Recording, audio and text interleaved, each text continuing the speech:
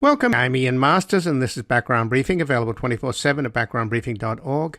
And joining us now is Dr. Steffie Woolhandler, who's a practicing primary care physician, distinguished professor of public health and health policy in the City University of New York School of Public Health at Hunter College, as well as a clinical professor at Albert Einstein College of Medicine and a lecturer in medicine at Harvard Medical School, where she co-directs the General Internal Medicine Fellowship Program and practiced primary care internal medicine at Cambridge Hospital, and she's also a co-founder and board member of Physicians for a National Health Program. Welcome to Background Briefing, Dr. Steffie. My pleasure. My pleasure to be here. Well, thanks for joining us. And there's a very interesting article in Monday's New York Times by David Leonhardt. U.S. COVID deaths get even redder. The partisan gap in COVID's death toll has grown faster over the past month than at any previous point. And this is something that I think is fairly obvious, that as long as people, and particularly in the red states and red state politicians and others wanting to become president, etc., on the Republican side, keep encouraging people not to get vaccinated, and Fox News and Sinclair and Breitbart and Newsmax and OANN and other right-wing outlets and Joe Rogan, a popular podcaster, also do the same, it would seem to me that, can you make a case that the Republican Party is invested in Americans dying in order to hurt the presidency of Joe Biden and to help get Trump reelected in 2024? Well, I think there is a reasonable case. When you try to figure out someone's motivations, you have to assume that a rational, well-informed person would be motivated based on what they think the consequences of their actions would be, right? And I think that a rational, well-educated person would know that the consequences of telling people not to get vaccinated and to, go to large indoor events without any masking or attention to social distancing, that those things will cause the pandemic to continue to simmer, to go on for months and months and months and years.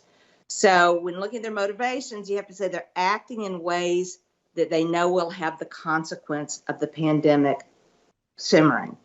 They may have other motivations as well, but clearly we can assume they're motivated in part to see the pandemic continue. And of course, that has been very harmful to the Democrats. Many people thought they'd be able to just clear the pandemic right up. Now, maybe that was overly optimistic, but certainly the fact that the pandemic is still lingering does seem to be harming the Democratic politicians. But hasn't it always been, Steffie, a race between the virus mutating and vaccinations? It's always been a race between the virus mutating and vaccinations, but the way you get ahead of the race is to get everybody vaccinated. And the more the virus is allowed to spread in the community among unvaccinated people, the more times it replicates and the more chances that virus has to have a mutation that's going to cause a lot of trouble. So you want to have the virus spread as little as possible, so it'll be replicating as little as possible and hence mutating as little as possible. And the best strategies we have for that is vaccination and sensible social distancing. You don't have to be locked in your house the way we were back in the first couple of months of the pandemic, but people need to be sensible about who they share indoor spaces with until this pandemic is over, which may be a very long time, unfortunately. Well, the Delta variant proves the point that you just made, right? Well, the Delta variant spreads faster than the earlier variants. Thank goodness it did not appear to be more deadly than earlier variants. But the next variant could spread even faster. It could be even deadlier. So the priority is to stop the virus from spreading. And the best way to do that is vaccinating everyone and maintaining sensible, moderate degrees of social distancing, so we're not in very large crowded rooms with no circulation with a bunch of people we don't know. Well, I mentioned the possible motive on the part of Republicans is to get Donald Trump reelected, and he, of course, is pretty clear about running again in 2024. He's actually running now. He also effectively controls the Republican Party. There are other hopefuls as well to run for president on the GOP ticket. Ron DeSantis, the governor of Florida, is often cited. Kristi Noem, governor of South Dakota, etc. I think all of these people, we know that Donald Trump got COVID. We know that he's been vaccinated, along with his wife and Barron, his son. We know that DeSantis and his family got vaccinated in secret, in private. The press weren't allowed. So this is what bothers me, is the brazen hypocrisy of these people who are encouraging people not to wear masks, not to social distance, not to get vaccinated. At the same time, they very quietly get vaccinated. Yes, well, that leads me to believe that they are indeed informed.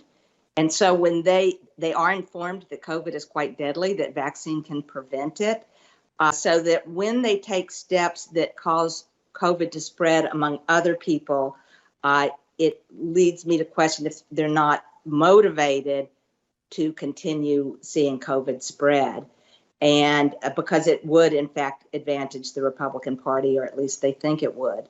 So I do think we have to question the motivations of people who protect themselves through vaccination and sometimes through moderate social distancing, and then go out and tell other people, preach to other people that you don't need to be vaccinated, you don't need to socially distance, you don't need to ever wear a mask no matter how crowded the room is or who's in there.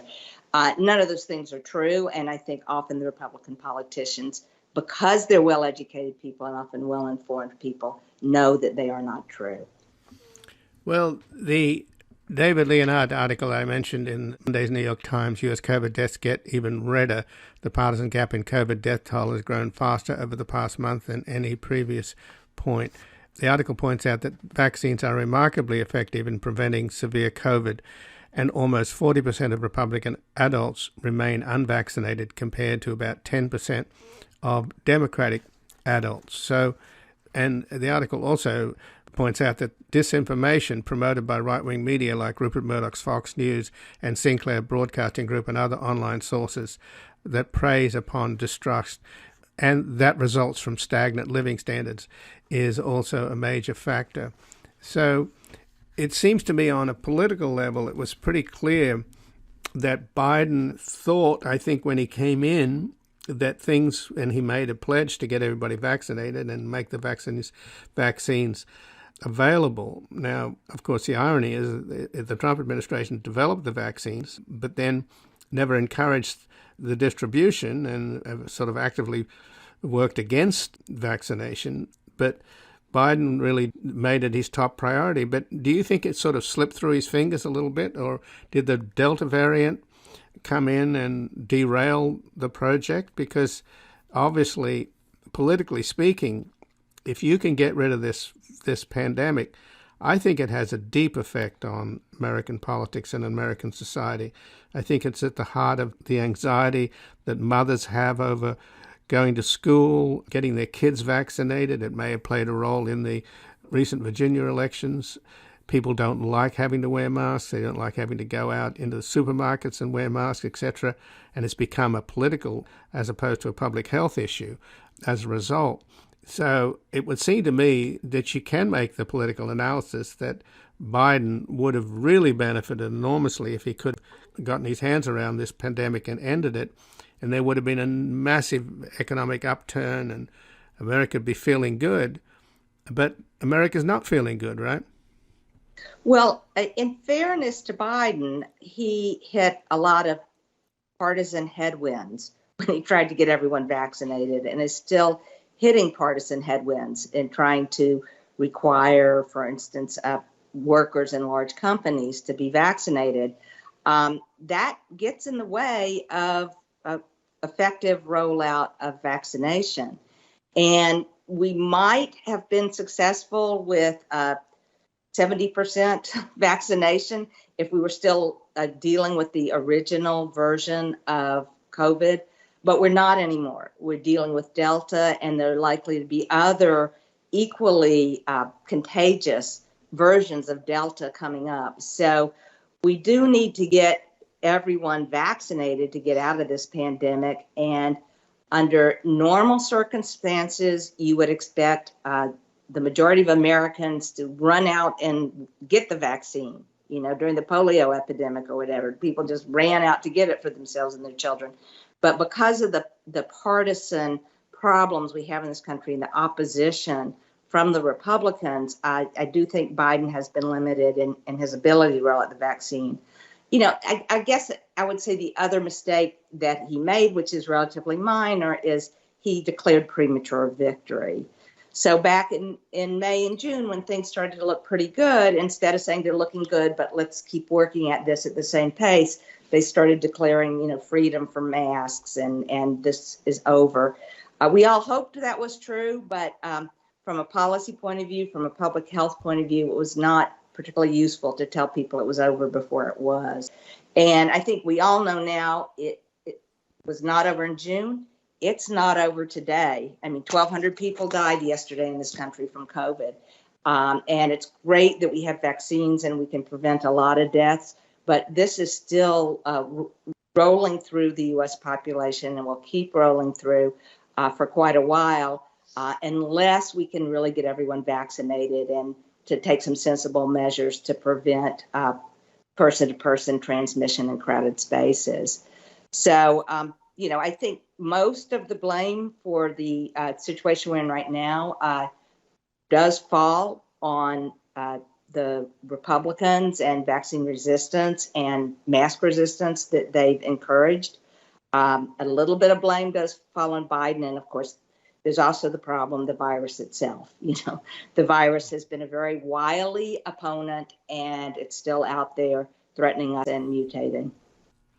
And just again on how this whole issue, instead of being a public health issue, has become a political issue. You mentioned getting big corporations to mandate vaccination. The Fifth Circuit Court of Appeals in New Orleans, which is stacked with right-wing judges, they just struck down Biden's mandate to get big corporations to mandate vaccination. So the battle continues. On the positive side, I guess there are these antiviral pills by Pfizer and Merck that are showing some promise. But on the negative side, you've still got a lot of these, you know, right-wing people on Fox and Tucker Carlson and all these other people promoting, you know, this horse-worming drug and hydroxychloroquine. So you can't win, right? The battle continues. It's crazy.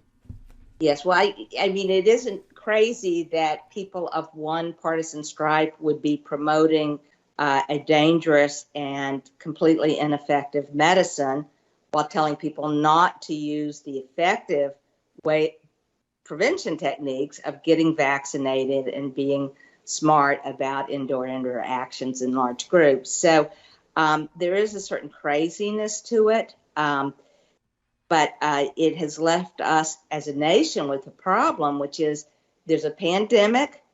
It's better, but it's not gone.